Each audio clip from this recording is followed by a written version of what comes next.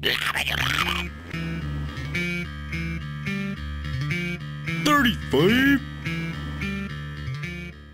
A true story about three men.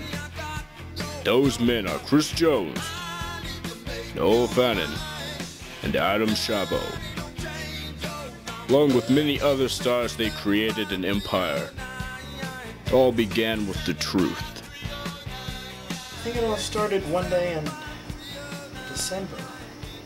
It's cold outside. We were all wearing snowsuits. We just came in from a day of playing in the snow, and we pulled out the camera. The truth about Chris Jones is that I am one crazy mother. The truth about Chris Jones is that he's not very good at being in movies. Me and Noah and Chris came up with the idea, as with just about everything. The movie itself is really stupid. It's probably one of the worst movies we ever did. So I remember holding the camera and watching Noah tackle Chris, watching his head bounce off this little trunk thing that was in the floor. He didn't act like it hurt, but I'm sure it did. I hid under a desk. I tackled Brian Laughlin. And then we got a mannequin head.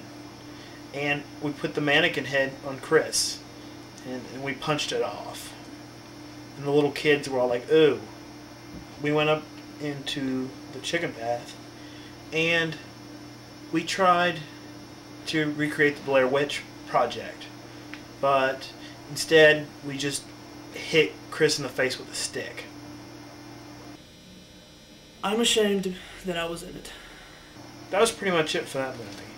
Except for Chris acting like Sabotage, smacking the camera, pretending he was Jigglypuff. This movie's basic point: Chris is stupid. Chris, Adam, and Noah would go on to make 3 more movies that would shake the very foundation of filmmaking. Garrett vs. Adam, The Rogue Russian Mass Murder, and the Trevor movie. The empire was now built, but what would it be called? With the entry of new main characters, such as Tyson Kemp, the empire was given a name. CRIS-P Productions' first installment was River Days, a long look at the festivities held in Portsmouth, Ohio. But CRIS-P Productions would soon step into the light, away from the critics, as the 30-minute feature Batman was introduced. Absent from the production was Noah Fannin. When they started doing that, I was like, hell no, I won't go. Chris wanted to do Batman.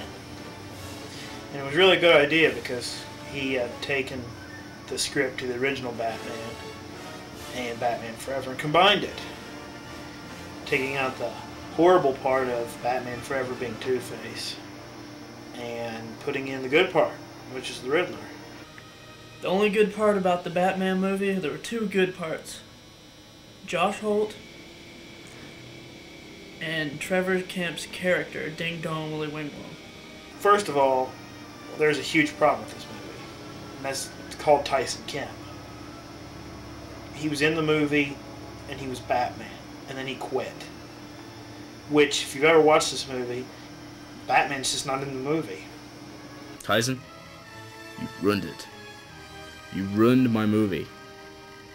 You ruined my movie. The movie actually starts to talk about a character named Grissom, which is based on the character Jack Palance played in the original movie. But since we didn't have an old man, we just made the guy wear a red and black ski mask. And it worked real good. Actually, he was the funniest part about the movie. I didn't like Josh's character. I mean, Josh is a nice guy and everything, but the character, you can't understand. You can't understand what he says at all. He's always like, it's making me fart. I don't know what he's talking about, but it was stupid too. Batman was soon cut short, and CRIS-P Productions took a wicked turn into what many think was its very own demise, with the entry of Jackass. I don't really know what I was thinking with Jackass. We didn't want to be a part of that. I was like, Adam? Do you want to be in Jackass? No, I don't want to be in Jackass. That's what I like to call the Chris's dark period. See, it's like Chris didn't exist anymore.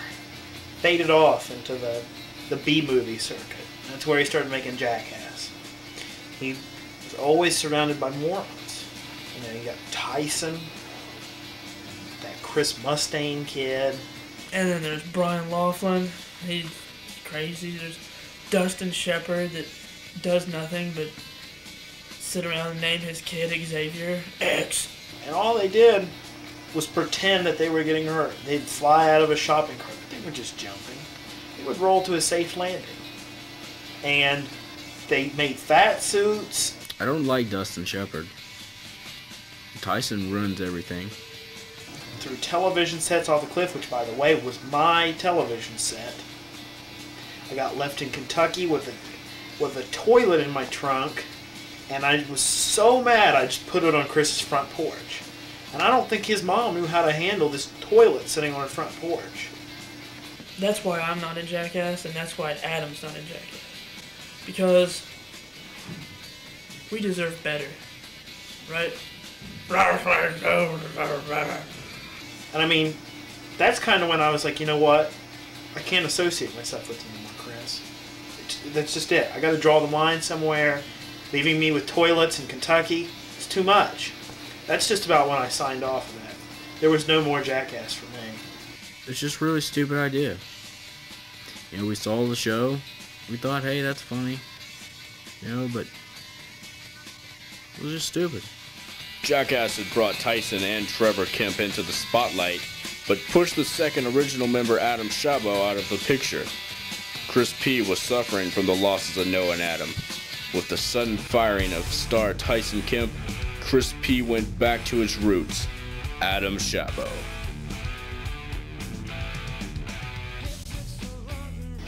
Well, in the fall of 2001, we had an English class. We were reading Beowulf, which is one of the great pieces of classic English literature.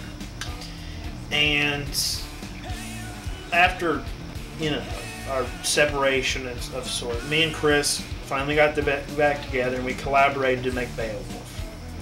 So basically me, Trevor Kemp, and Aaron Jones, under the direction of Chris, made this Beowulf. And you see, Beowulf's a three-part. Well, actually, it's a really long book, but we read three parts of the story in class. It was supposed to be a three-part movie, but it only turned out to be one part. And I was Beowulf, actually, and a Scop, and there was a lot of dancing. And Mrs. Moore loved it. Mrs. Moore was so stupid. It seemed that nothing could save CRIS-P Productions, as Beowulf wasn't a total success. CRIS-P, in an act of desperation, decided it was time to try something new.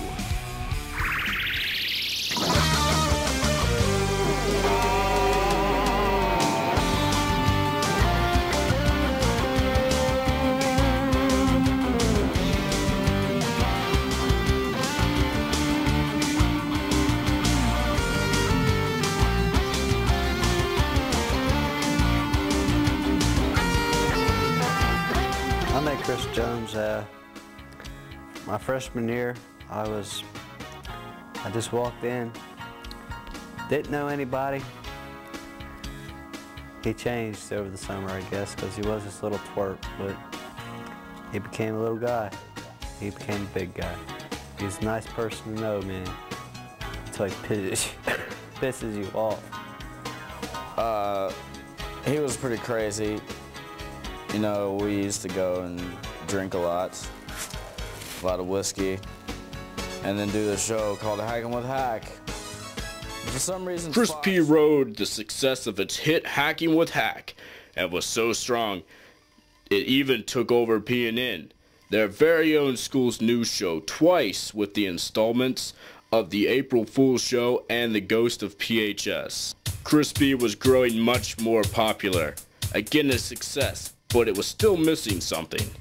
The other two original members, Noah Fannin and Adam Chabot.